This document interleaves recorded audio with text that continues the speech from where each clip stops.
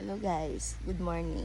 Bakit pinili ko na mag-vlog sa ilog? Kasi guys, gusto kong ipakita sa inyo ang kagandahan ng nature ng Antique. Cruay, Antique. Ang galing ko talaga na. Kasi guys, mas maganda ang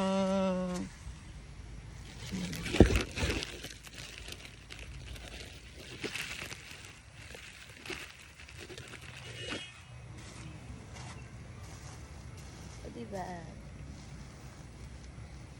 Akala ko matabang-mataba na ako. Hindi pa naman pala. Hindi pa namin kailangan mag-extend ng pintuan.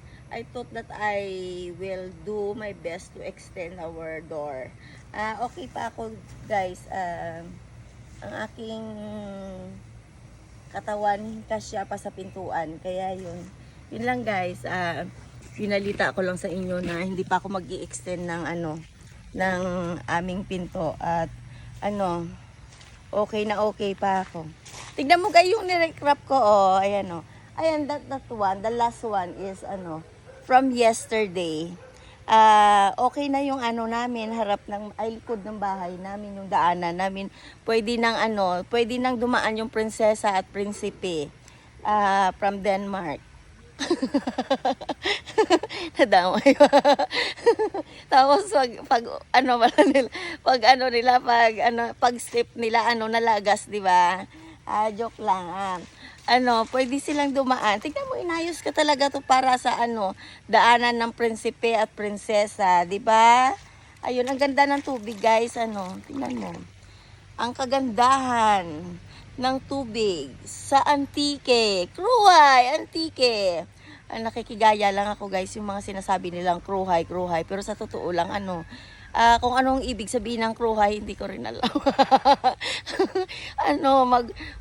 Magtanong kayo kung anong ibig sabihin ng Cruhay, Antique. Baka welcome yun. Ayun, welcome nga siguro yun, guys. Ayun. Doon, doon side, may water spring. Ang ganda-ganda, guys. Kaso lang ang gagawin mo ay aakyat ka dito, tapos dadaan ka doon sa ilog. Kaya kung gusto mong pumunta ng water spring, dito ka na lang dumaan sa ilog, papunta doon sa lawo doon.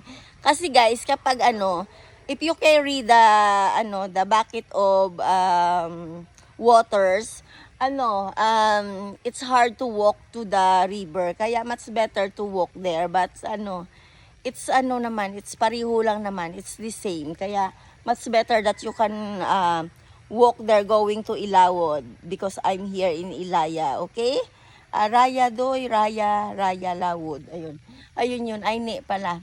Ayun doon. You need to go there. And if you want to get water, it's clean water from the mountain. It's a natural, di ba? Astig, no?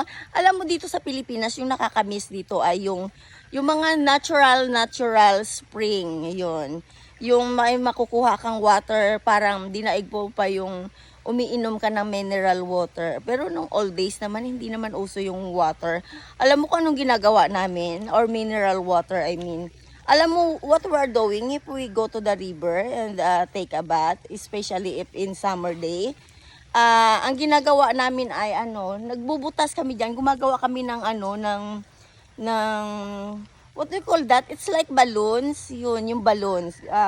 Gagawa ka ng balloons tapos remove the dirty waters. I mean the dark one. Ayun, meron ka ng panligo, 'di ba? Ganyan kami dati nung old days. Ayun, nakwento ko lang kasi baka sabihin nyo nagpapabida-bida na naman ako. Gusto ko lang ikwento ang mga nakaraan sa aking buhay. Gusto kong kalkalin yung mga natutulog ako, nananaginip, tapos nakalimutan ko kinabukasan. Ayun nga yun. Gigil ako. Ayun lang, guys, bye.